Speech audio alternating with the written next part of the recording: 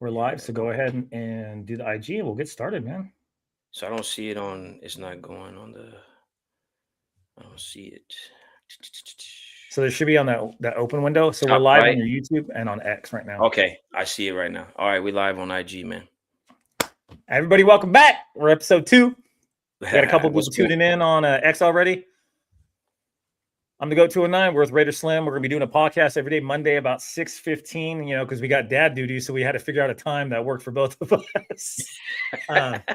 We're gonna, yeah, his kid does taekwondo, my kid does jiu-jitsu, so we kind of got to figure that out. So we're gonna be talking about some of the things, some of the key points that are going on today. Spytek had his press conference. We both watched it. What was the key takeaway for you for the press conference for Spytek? I say the key takeaway. I feel like honestly, he's not done, but it seems like we're still question mark with that quarterback situation. What they're going to actually do, knowing that AOC is the only quarterback we have on the roster. Not sure how they're going to figure about that situation. And the thing that he kind of, when I listened to the press conference, when he spoke about it, I'm trying to think what exactly he said, because I think a few weeks ago they asked him, if he's uncomfortable with throwing a quarterback in there right away. And then he kind of said, like, they said, are you feeling more comfortable with the way free agency is gone? So I still feel like it's a big question mark with what they're going to do with Fernando. But we see that Fernando's been working, getting the offense going, with, getting ready to do this whole thing with the draft and whatnot, So installing that offense, to get him ready to go. So I think honestly that we will be running with I see you join, that we will be running with Fernando to start off, Yeah, I mean, that was pretty cool. For me, it was more or less that, he did say that he's comfortable with the way the offensive line was. It is hard to get a left tackle in. Like that's a given. Miller's been hurt. So he kind of said he's comfortable with the offensive line. We may draft somebody. Yeah. To me, it doesn't seem like they're going to bring anybody in. All the top tier right tackles are pretty much gone. So I think they're going to roll with Grant Rodgers. It's not a guarantee that Rodgers is going to be a right guard either. I think he's going to compete. I don't think if Glaze becomes our tackle, I think there's going to be some issues. But for me, the funny part was when he threw shade at Baltimore. Straight up threw shade, talk shit. I was dying. I'm like, no. Said we don't run our organization that way, and we would never back out of any deals. So I hope to God that they don't have to back out of any deals, because it's gonna look bad. Yeah. So if they do, I hope they do that in a manner that is, professional, not like what Baltimore did, where they're talking to two defensive ends at once and kind of playing both sides of the field. But yeah, the other part, he wouldn't commit to drafting Fernando. Just said he was going to be there. We already know that's going to be the case. Yeah. Like we already have somebody. He said no breaking news, right? He's like, no breaking news. It's not breaking news. Like he just doesn't want to admit it.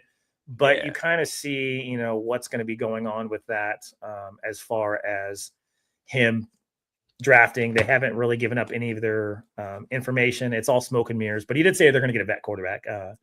I tell people from day one, I was like, AOC's not it. I watched him play in college.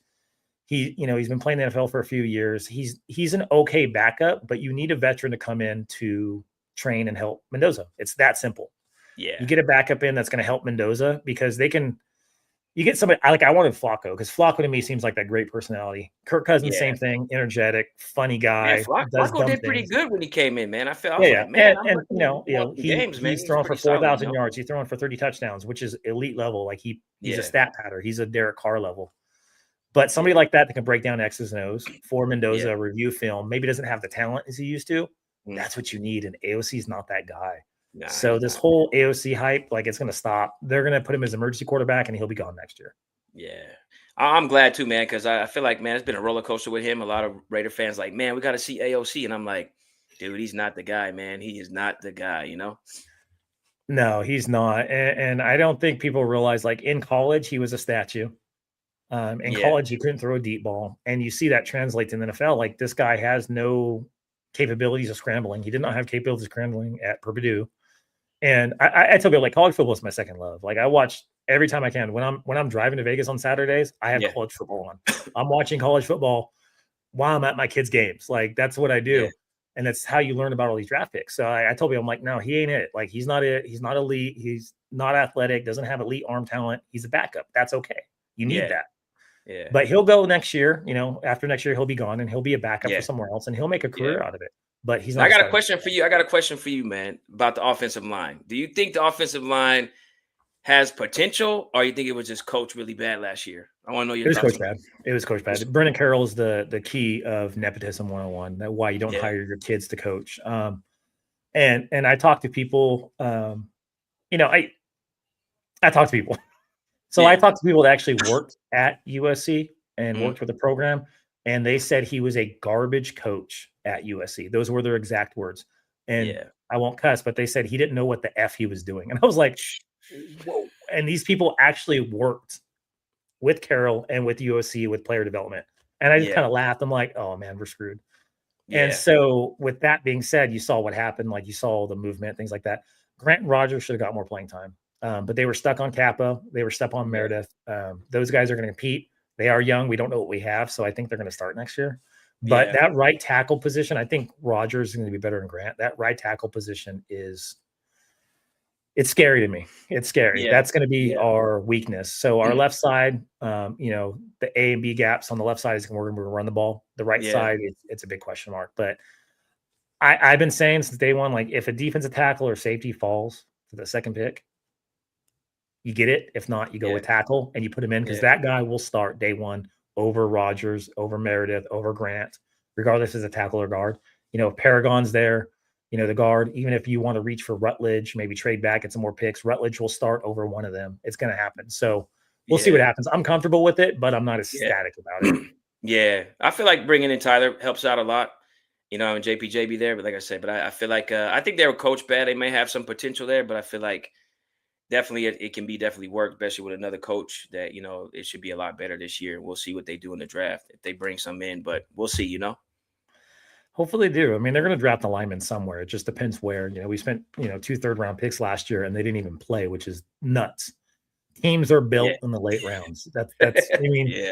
look at all the players we've hit on over the years in the late rounds, and our drafts haven't been that good. You got Crosby, you got Hunter Renfro, you have Trey Tucker, who was a late round pick.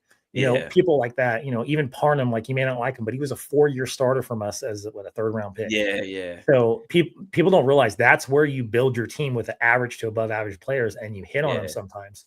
So you don't have to get a guy top 10 overall. If you're continuously drafting a top 10, you're doing something wrong. So Yeah. your late round is where you build your team. So Yeah. I think that we're gonna have a better draft this year. I think Yeah. Spytek knows what he's doing. He did a decent job drafting last year. Yeah. Carroll and him just weren't on the same page. So You catch what he said though, and then when they were talking to him today, he said he likes the draft better than free agency. I caught that too when he yeah, said yeah, that. yeah. Well, Yeah. because you know what you're gonna get. You got the guy for 4 years on a cheap contract. You got guys who are gonna develop. So like they had a bunch of top 30 visits, and you saw kind of a MO. He's going after athletic wide receivers and he's going after a defense. Like that's it. We've Yeah. interviewed so many wide receivers. I was like, oh, Yeah. Tucker's gone next year. I was like, And Tucker's young gone. too. And Yeah. young too. He even said Young, they're going fast. young. So he went over X's and he went over Z's. He went over guys that are 6'4", 200 plus. And then he met Yeah. with guys that are burners like Tucker. He's finding Yeah. Tucker's replacement because we're not going to pay him $10 to $15 million next year. Nah, That's not a he's thing. not. He's not And worth he'll it. get that somewhere. Yeah. And mark my words, Tucker will get Yeah. $10 to $15 million next year. Yeah. Oh, I'm Um, sure. I'm sure. and I we're mean, not it's going to like be just like Jacoby too. Jacoby got paid. He just yeah. wasn't worth it for us. He got They're it. they're high level wide receiver twos, and we can draft somebody that's going to do equivalent to that and not pay that much. So, Yeah. ESPN did slot that we are going to draft Denzel Boston at 36. They did put that today. So I'm not Yeah. ecstatic about that. Yeah. I know he's big, he's fast enough, didn't run the 40. But Yeah. for me, the question was, if you ever watched this film versus Ohio State and Oregon, he Yeah. played like shit. He had 50 yards in 2 games, and people are Yeah. like, oh, it's the quarterback. I'm like, tell me you don't watch college football without Yeah. telling me when you blame the quarterback for Washington, who is one of the top 20 quarterbacks right now in the NCAA and is probably a top 5 dual threat in NCAA. Yeah. He's going to be in the NFL in a couple of years. And you guys are trying to blame him. I'm like, no. Yeah. Boston couldn't create separation versus high level cornerbacks. That's what happened.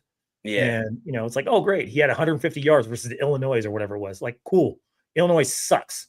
What do you do against what do you do against Oregon? What do you do against, we saw Indiana go up and, beat up Bama. We saw them, have a good game with Ohio State.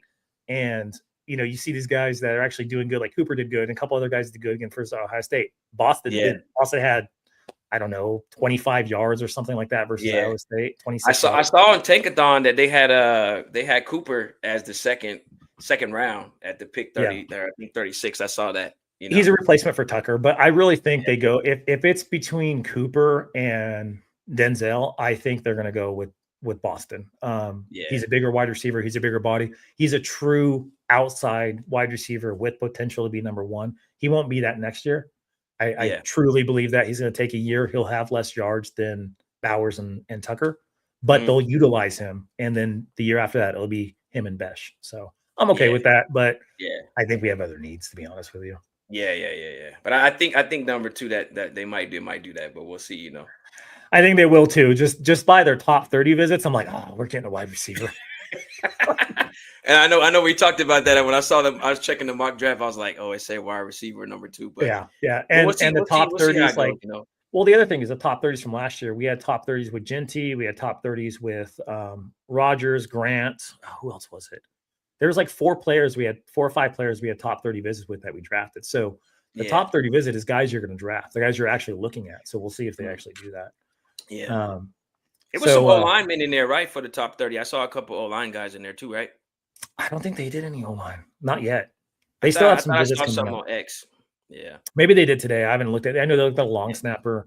I have a whole list of everybody, and it's a majority of wide receivers and defensive players. I mean, Yeah. there was like 10, like 5 to 10 wide receivers between pro days, draft days they interviewed, and then the top 30 visits. Yeah. You know, and they're interviewing late round guys too. They interviewed the guy from Georgia State that 6'4", 210, runs a 4.4 40 because Yeah. off potential. They're going to see if they can get that guy, and they get him in the third, fourth round. So Yeah. they may go that route too.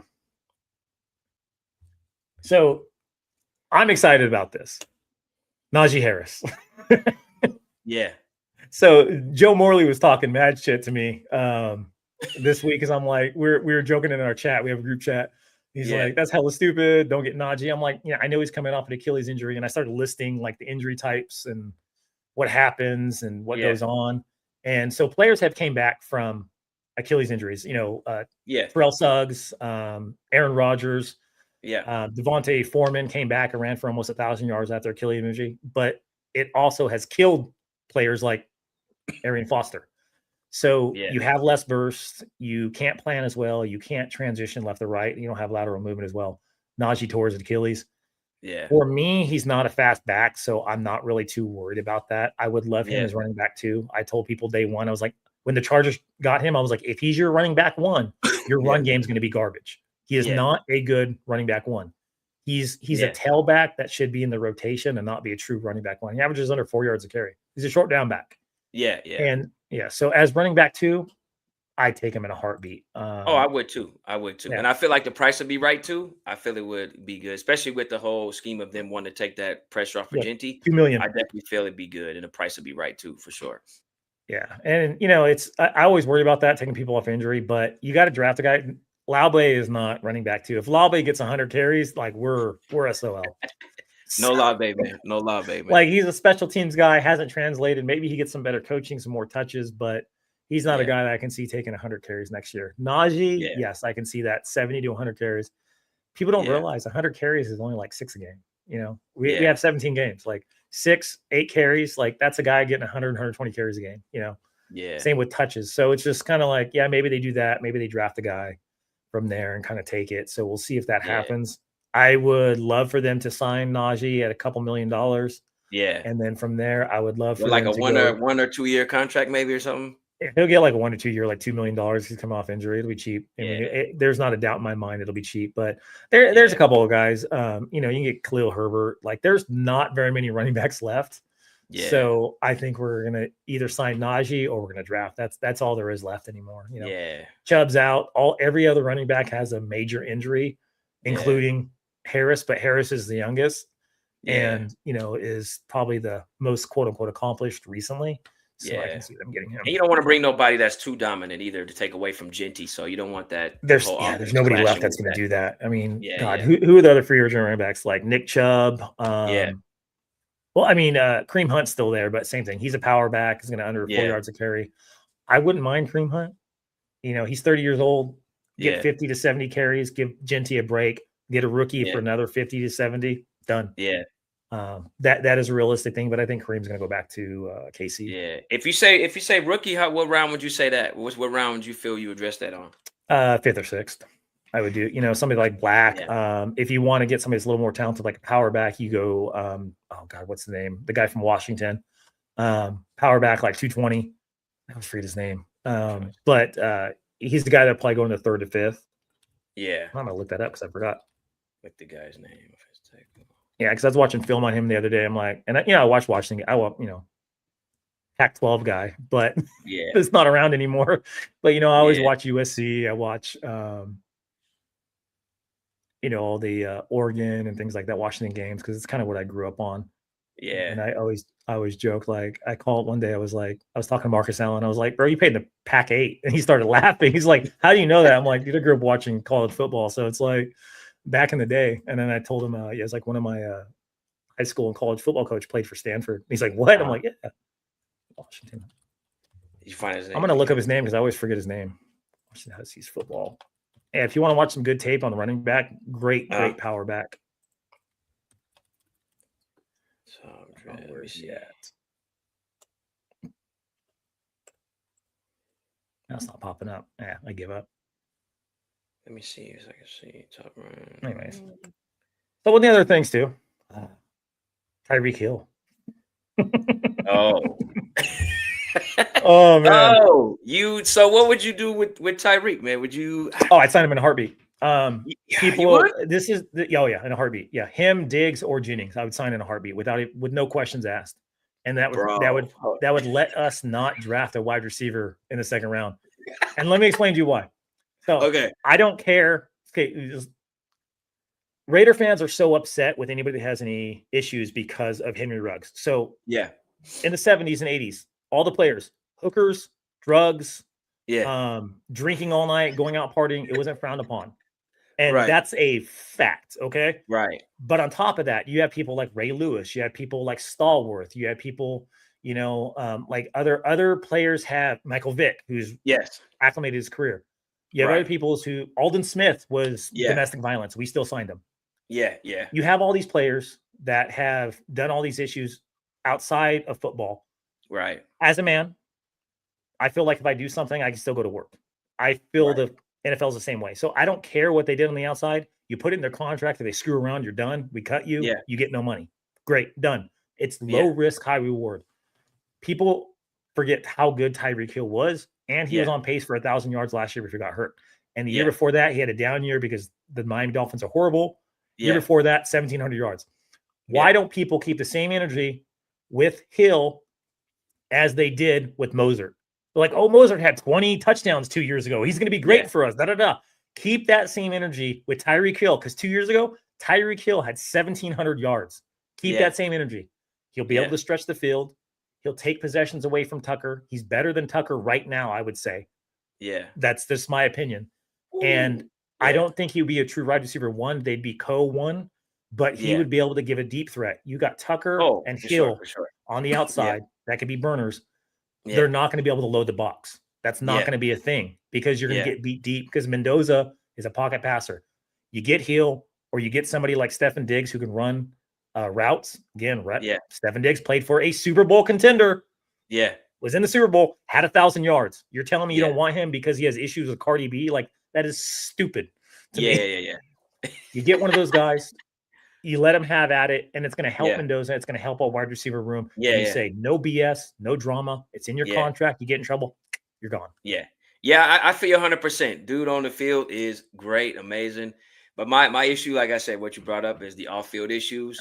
And I feel like, man, the Raiders always have some off issues with DUI, something going on. I think last year was probably like one of the first years that we didn't have like not even a speeding ticket, bro. Like, it was like no, we had Snowden get a DUI. Remember, the car was parked on the embankment. His car was like teeter-tottering on, like you can't park there. But we didn't get I think it was nothing at all, dude. Like, you know what I mean? We didn't have the Chandler Jones thing. What was it? Yeah. He was going crazy, and we had enough issues with Carroll, so so I just feel like, I do think those guys will be good, and Tyreek Hill is definitely a threat, man. And the whole situation with Miami wasn't really good with him. You know, he had his years. It was kind of like up and down. He definitely would be good. Diggs, you can't knock him either. You know, but I just don't know if the organization is going to go with basically going with that type of player with the Drama. direction that they're going. You know Yeah. what I mean? So, but I, I hey, don't think they will. if you I can don't sign think they him, hey, will. I would say 100. Let's do it. You know what I Yeah. mean? But I think that may be a big question mark, saying like, hey, we're in a whole nother direction now. We don't want no off field issues, but you know, we'll have to see how it goes. But definitely, either way you go, you can't go wrong. You know? So this is one of the people that I'm surprised he's still a free agent. It doesn't make sense to me. Is Jawan Jennings? I Yeah, don't understand why he's a free agent. He had a good year last year, led the Niners in touchdowns. yeah, And you see with McCaffrey, McCaffrey takes away reception because one of the all-time best running backs to ever step foot on the field. He mhm, takes possessions away from other players because he's better.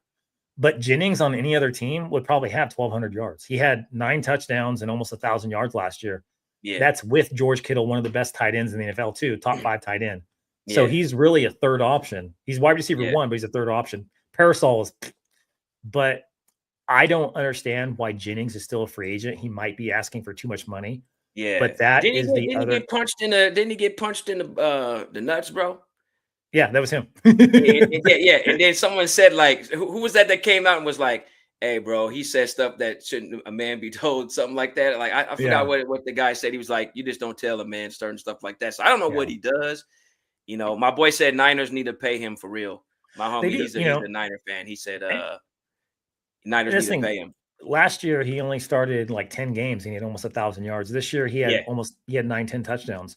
yeah, So I think that huge influx of everybody getting signing really kind of screwed him over because now he saw what, Nalor got, what, 13, 14 million a year and yeah, nowhere near the numbers that Jennings had.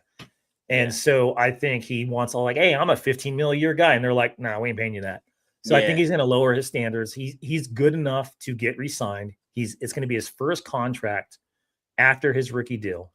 So I really think he's going to get a decent contract. And people forget, like, the dude's a 7th round pick. Like, he yeah, was drafted just based off of, hey, we think he has some skill. yeah. You No, know, he's good for sure. He's good. yeah, and the people who don't realize, like, he's a big dude. He's 6'3", like 215. He can run block, he can catch, he's a red zone threat. Same thing with him. If we signed him, which we can afford, we have Yeah, 10, $15 million in cap space right now. I think we said at 25. Our rookie deal is going to be around 12. So we've got about 13 million. We yeah, restructure some BS deals with the Raiders, with mid-level players. You kick yeah, some money down the road, and all of a sudden you have to sign, one of the top wide receivers who was one of the top wide receivers on the free agent market yeah. before any of this happened. And you might get him at a So, good team friendly deal. so my So homeboy said my homie said, I hope he doesn't lose his hunger when he gets paid. yeah, we saw that with Debo, but he's Yeah, only 28. He has 2 or 3 more years.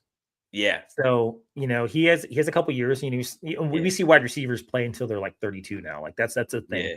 31, 32, they're still productive. So I think if you get them a 2, 3 year deal, maybe you draft a rookie next year or late round this year, and that would solidify your wide receiver core. You're like, yeah, you don't have an elite wide receiver 1, but you Yeah, got Besh who needs to prove himself. You got yeah, Jennings who can do that. If Besh doesn't pan out, you draft one next year. yeah, I would love to do that because you got that 15 million just chilling there. yeah, Next year, all that dead cap goes away. We got $100 million next year. yeah, yeah. I feel you kind of need somebody to take over that kind of Jacoby Myers kind of role. Not that elite, but just one Yeah. that you can go to, you know. And I feel you on Yeah. that, And you our, know. our wide receiver core was good with Jacoby and Tucker. Like, I Yeah, was fine with that. And we got rid of them all. yeah, Like, great. Thanks, Carol. You yeah, know, yeah. I so like yeah. them too, man. I like them too. You know what I Oh mean? yeah, I like, he's a yeah, great number 1, number 2, working out of the wide and slot option. And the thing is, we don't have a big body wide receiver. That's what Besh and Thornton supposed to be, and they haven't panned out yeah, yet. So somebody like Jennings, you line him up on the strong side or the weak side, put him on the ball, say, hey, press us. And then all of a sudden you got a guy that can run block. That's going to be, yeah. a few inches Somebody taller and said, big. "What's your take on the Niners keeping Trent Williams at his age?" I would have kept him. I wanted him. I was like, hey, sign him. Yeah, Like, sign him, put him at right tackle. Like, here, go mess somebody up on this side now. yeah, You're gonna yeah, run block half the time. He played at an elite level last year. So Trent Williams is a dog. Like, that's where you kind of recognize, like, hey, that's a real player. Um, Trent Williams made being an offensive lineman cool. That's what Trent Yeah. Williams has done. That's his legacy. Yeah. He is one of the nastiest offensive linemen that you can see. And yeah, he gets beat. Everybody gets beat, but more Yeah, of often than course. not, Yeah, he gets yeah, the better of people. yeah. When did they resign him? Today? No, I don't know if he did. He said, "What's y'all take on the Niners keeping Trent Williams?" I don't know if they signed him or not. He just asked a I haven't question. even looked at So it. at his age, yeah, one of my boys. I And haven't then looked at the free somebody, agencies. Yakoi Raider, it's probably somebody that follows you. He said, "I'm glad." He said, "What's up?" And he said, "I'm glad we didn't sign Braden Smith." That's what he said. Braden Smith. So I wanted him too. Braden Smith, when healthy. Yokai, that name familiar to me. Yokai Raider. I'll have to look it up. Because he said, "What's up to you?" So Braden Smith would have started over Charles Grant. I really think that Charles Grant is young, he's inexperienced, and Braden Smith is a great right tackle. He's probably top 15, top 20 tackle when he's healthy. That's the problem. He's staying healthy. Him, Jonah Williams, all these guys that were free agents at right tackle had injury problems. That's why they were on the market, because their old team was like, hey, we're good. We're going to go with somebody else. And you see all these guys getting, $10, $15 million a year. It's like, they're probably got a couple years left and they're going to be good enough. So I think he'll be decent enough, but it's like, right tackle scares me. It still scares me. That's the only spot on offense that scares me is our right tackle, because we had Glaze the past 2 years, who doesn't deserve to be on our team anymore. Before that, we had Luminor. And then, we had oh my God, our left tackle last year, Stone Forsythe. And then we had Kappa. Like, we just have horrible offensive linemen every year. Like, year after year, we got one guy that's worse than the league. So it's just, and then what was the other guy? Someone said, I hope we can get Munford. Munford. Yeah, we had Munford too. Munford was shit. Someone said, wish we can get Chasen back. Who? Oh, Clavion? Oh, yeah. I wish we had got him. I was so mad when he left, and I understand why. He only got a prove-it deal, but the thing is, he got a prove-it deal to start. That's the difference. Yeah. He's a very good pass rusher, but he can't stop the run. So Chasen as an outside linebacker in the 3-4, oh, that would have been nasty. He would have started over Kuntz and Wilson without a doubt. Yeah. And as just a pure pass rusher, that dude would have probably had 6 to 8 sacks without even trying. Like, that's just what he is. He can rush the ball, and that's it. Like, he's not a good run defender at all. We got Joe Morley on, man. Joe Morley just joined in, man. What's up, Joe? Joe, we want Najee.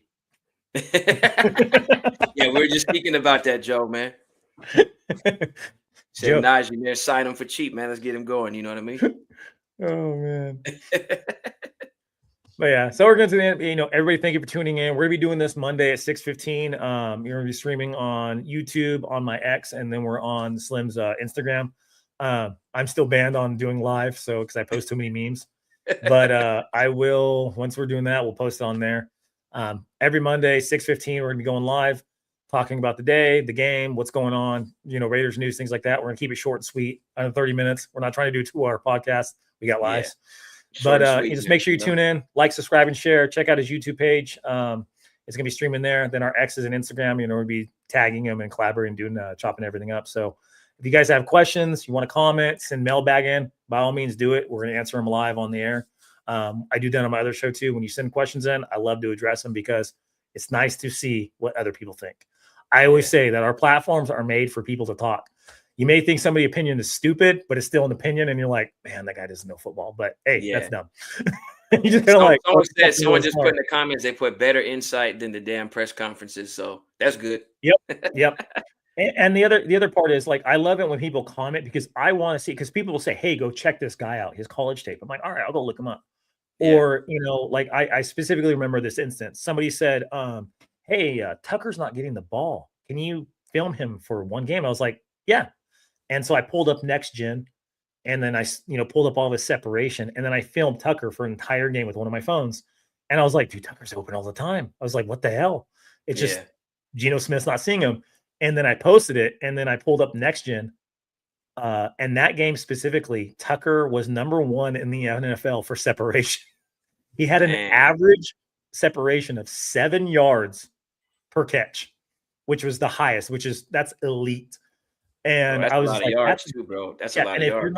If you're at the game, you're not really seeing that. Or if you're, watching from TV and you're not watching the NFL 22, like the above, you don't see that stuff. So I literally just followed, had the camera and just did it. And I was like, dude, he's open half the time. They're just not covering him because they don't think Geno Smith can get him the ball. And he couldn't.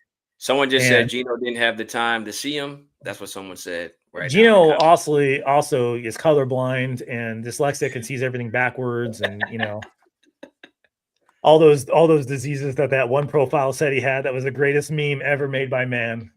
Yeah. So Geno Smith is starting for the Jets this year, so that's going to be great. We're going to see the same Geno Smith as we saw last year. Just watch, because the Jets probably have a worse team than we do.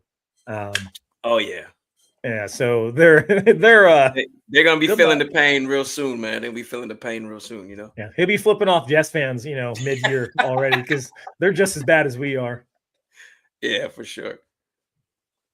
Somebody said this. Let's pull this up right here. Charles said Geno was trash, but thanks to him, we get Mendoza. That's good. You're right. So the problem with Charles Grant is he went to William and Mary. That is the problem. So the step up from William and Mary versus NFL competition is a huge jump.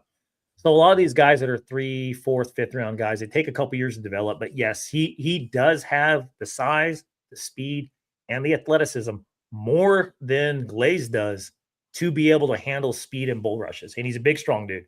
6'4", 310. He's not oversized like Glaze is. He's not oversized like Proctor is. So he's not going to have issues with a lot of those speed rushers.